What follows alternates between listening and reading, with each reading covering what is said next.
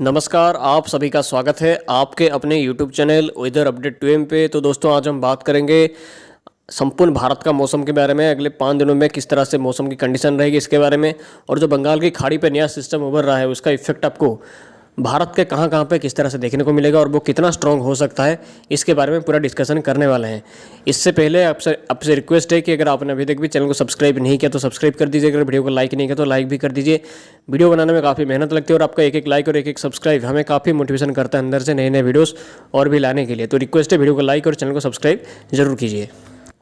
तो करंटली जो मौसमी कंडीशंस, मौसमी सिस्टम्स थे वो भी कमज़ोर पड़ना स्टार्ट कर चुके हैं। अब एक साइक्लोनिक सर्कुलेशन देखा जा सकता है हरियाणा के ऊपर, जो कि धीरे धीरे और भी कमज़ोर हो जाएगा। और एक साइक्लोनिक सर्कुलेशन देखा जा सकता है साउथ तमिलनाडु और श्रीलंका के आसपास। वो सिस्टम भी ज़्यादा कोई सक्रिय सिस्टम होने का चांसेस दिखाई नहीं दे रहा है, वो भी धीरे धीरे कमज़ोर हो जाएगा अरेबियन सी पे जाने के बाद। इन दोनों सिस्टम्स की वजह से लगातार थोड़ी बहुत बारिश आपको साउथ इंडिया और नॉर्थ इंडिया के कुछ कुछ राज्य पे देखने को मिल सकती है। तो आइए चलिए बात करते हैं अभी अगले 5 दिनों के दौरान देश भर में मौसम की कंडीशन क्या रहने वाली है। तो आज है 11 अक्टूबर और 11 अक्टूबर का मौसम के बारे में बात करें तो 11 अक्टूबर पे आपको अरुणाचल प्रदेश के कुछ कुछ एरिया पे भारी से बहुत भारी बारिश देखने को मिलने वाली है। वही भारी बारिश की बात करें तो आपको पूर्वी उत्तर प्रदेश से लेकर बिहार, सब हिमालयन, वेस्ट बंगाल, सिक्किम, असम, मेघालय, नागालैंड, मणिपुर, मिजोरम, त्रिपुरा से लेकर तेलंगाना, रायलसीमा, इंटीरियर कर्नाटका, तमिलनाडु, पुडुचेरी, कराईकल के कुछ एरिया पे भारी बारिश आपको देखने को मिलने वाली है। विथ थंडरस्टॉर्म एक्टिविटी की बात करें तो आपको हिमाचल प्रदेश से लेकर उत्तराखंड, उत्तर प्रदेश, मध्य प्रदेश से लेकर विदर्भ, छत्तीसगढ़, झारखंड, बिहार, उड़ीसा, वेस्ट बंगाल, सिक्किम, अंडमान निकोबार आइलैंड से लेकर अरुणाचल प्रदेश, असम, मेघालय, नागालैंड, मणिपुर, मिजोरम, त्रिपुरा, मध्य महाराष्ट्र, मराठवाड़ा, कोंकण, गोवा से लेकर कोस्टल आंध्र प्रदेश, यानम, तेलंगाना, रायलसीमा, इंटीरियर कर्नाटका, तमिलनाडु, पुडुचेरी, कराईकल के कुछ कुछ एरिया पे आपको बिजली के साथ बौछारें देखने को मिलने वाली है। तो चलिए दोस्तों हम बात करते हैं 12 अक्टूबर का मौसम के बारे में। तो 12 अक्टूबर पे आपको अगर हम भारी बारिश की बात करें तो सब हिमालयन, वेस्ट बंगाल से लेकर सिक्किम, अरुणाचल प्रदेश, असम, मेघालय, नागालैंड, मणिपुर, मिजोरम, त्रिपुरा के साथ रायलसीमा, इंटीरियर कर्नाटका, तमिलनाडु, पुडुचेरी, कराईकल के कुछ कुछ एरिया पे भारी बारिश आपको देखने को मिलने वाली है। वही थंडरस्टॉर्म एक्टिविटी की बात करें तो उत्तराखंड से लेकर उत्तर प्रदेश, झारखंड, उड़ीसा, मध्य महाराष्ट्र, मराठवाड़ा, कोंकण, गोवा से लेकर कोस्टल आंध्र प्रदेश, यानम, तेलंगाना, रायलसीमा, इंटीरियर कर्नाटका, तमिलनाडु, पुडुचेरी, कराईकल के कुछ एरिया पे आपको थंडरस्टॉर्म एक्टिविटी बिजली के साथ बौछारें देखने को मिलने वाली है। 13 अक्टूबर का मौसम के बारे में बात करें तो रायलसीमा, तमिलनाडु, पुडुचेरी, कराईकल के कुछ एरिया पे भारी बारिश आपको देखने को मिलेगी। वही थंडरस्टॉर्म एक्टिविटी की बात करें तो आपको कोस्टल आंध्र प्रदेश से लेकर यानम, तेलंगाना, रायलसीमा, केरला और तमिलनाडु, पुडुचेरी, कराईकल के कुछ कुछ एरिया पे थंडरस्टॉर्म एक्टिविटी बिजली के साथ बौछारें देखने को मिलने वाली है। वही 14 अक्टूबर का मौसम के बारे में बात करें तो 14 अक्टूबर पे तमिलनाडु, पुडुचेरी, कराईकल के कई एरिया पे भारी बारिश देखने को मिलेगी। कोई थंडरस्टॉर्म एक्टिविटी की बात करें तो आपको कोस्टल आंध्र प्रदेश, यानम, तेलंगाना, रायलसीमा, केरला, तमिलनाडु, पुडुचेरी, कराईकल के कुछ कुछ एरिया पे बिजली के साथ बौछारें देखने को मिल सकती है। तो 12 से 15 के बीच में साउथ इंडिया के कई राज्य पे जो भारी बारिश की संभावना दिखाई दे रही है उसका रीज़न है जो साइक्लोनिक सर्कुलेशन देखा जा सकता है अभी साउथ इंडिया के आसपास और श्रीलंका के आसपास, उसकी वजह से होगा। और वो सिस्टम 15 तारीख के आसपास अरब सागर पे एंटर कर सकता है और वहाँ पे निष्क्रिय भी हो सकता है, क्योंकि वो सिस्टम सशक्त होने की संभावना दिखाई नहीं दे रही है अरब सागर में भी। और नॉर्थ इंडिया और सेंट्रल इंडिया के कई राज्यों पे अभी कंडीशंस फेवरेबल होने वाले हैं। अगले 3-4 दिनों के अंदर इन सभी राज्यों से मानसून की वापसी हो जाने का चांसेस है। इसके बाद ईस्टर्न इंडिया से 18 अक्टूबर के आसपास मानसून की वापसी हो जाएगी। तो चलिए दोस्तों अभी मेन मुद्दे पे आते हैं, यानी कि जो बंगाल की खाड़ी पे नया सिस्टम उभरने वाला है वो सिस्टम एक मेजर सिस्टम यानी कि काफ़ी शक्तिशाली सिस्टम हो सकता है।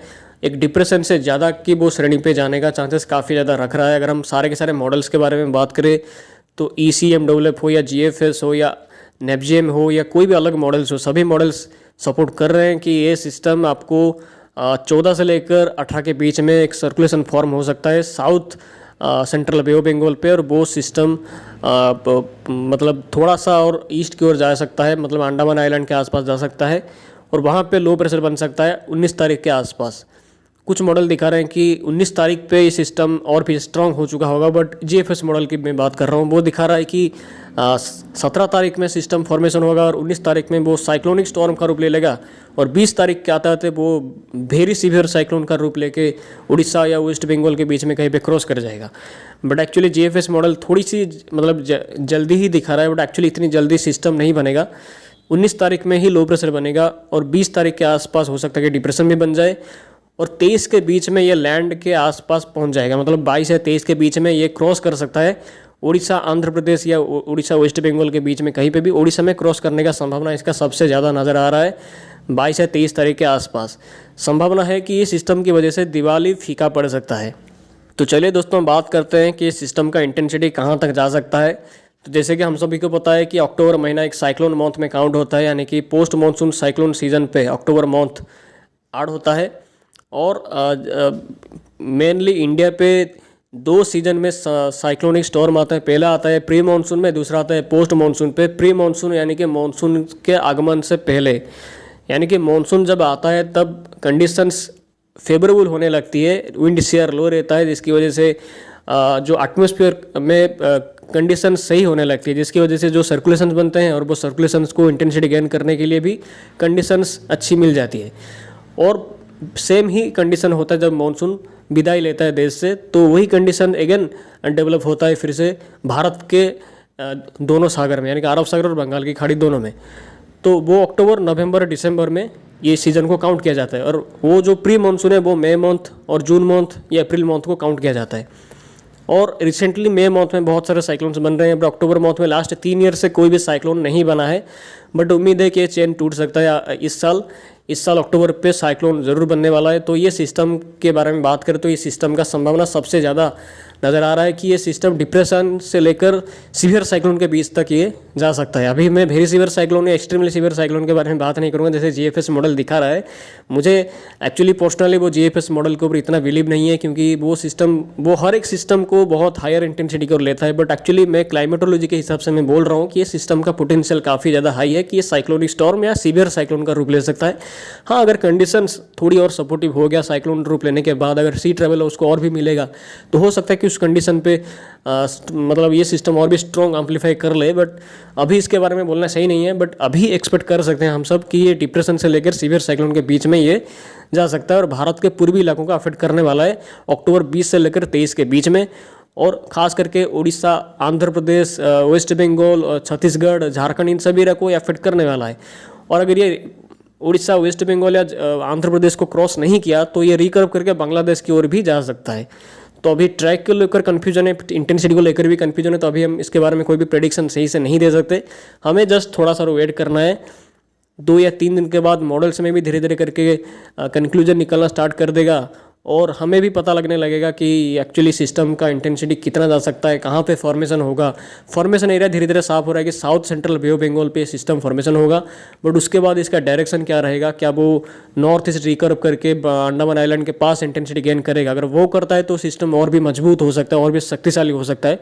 बट अगर वहाँ पर ना जाके south central bay of Bengal पे ही इंटेंसिटी गेन करना स्टार्ट किया तो हो सकता है कि हमें कोई मैक्सिमम सीवियर साइक्लोन तक ही देखने को मिले, ज़्यादा कोई बड़ा साइक्लोन देखने को ना मिले। ECMW भी वैसा ही कुछ दिखा रहा है। ECMW दिखा रहा है कि ज़्यादा मूवमेंट नहीं होगा, south central bay of Bengal पे इंटेंसिटी गेन करेगा और पूर्वी भारत की ओर जा सकता है। जबकि GFS मॉडल इससे थोड़ा सा जस्ट अलग फोरकास्ट दे रहा है। तो ये मॉडल में कंक्लूजन ऐसा आता रहता है क्योंकि लॉन्ग रेंज फोरकास्ट है, तो इसलिए अभी मॉडल में कोई सही तरीके से आ नहीं सकता, जो रॉन में सही तरीके से आ नहीं सकता। तो इसलिए 2 या 3 दिन के बाद धीरे धीरे करके दोनों मॉडल्स में कंक्लूजन साफ होना स्टार्ट करेगा और तब जाके हम कुछ बोल सकते हैं कि जो बंगाल की खाड़ी पे नया सिस्टम आने वाला है वो सिस्टम कितना स्ट्रॉन्ग हो सकता है और ट्रैक कौन सा फॉलो कर सकता है। बट ये बात साफ है कि सिस्टम बनेगा और साइक्लोनिक स्टॉर्म का रूप लेगा और भारत के पूर्वी इलाकों का अफेक्ट करेगा। आंध्र प्रदेश, उड़ीसा, वेस्ट बंगाल, ये सभी 3 राज्य हैं जो कि इसके चपेट में आ सकते हैं। जो भी हो, आपको मैं लगातार इसके बारे में अपडेट करता रहूँगा। आप इस चैनल के साथ बने रहिए, आपको हर खबर अब सबसे पहले आपको इसी चैनल पर ही मिलेगी। आप सभी का बहुत बहुत धन्यवाद वीडियो में आखिर तक बने रहने के लिए। आप सभी का दिन शुभ हो।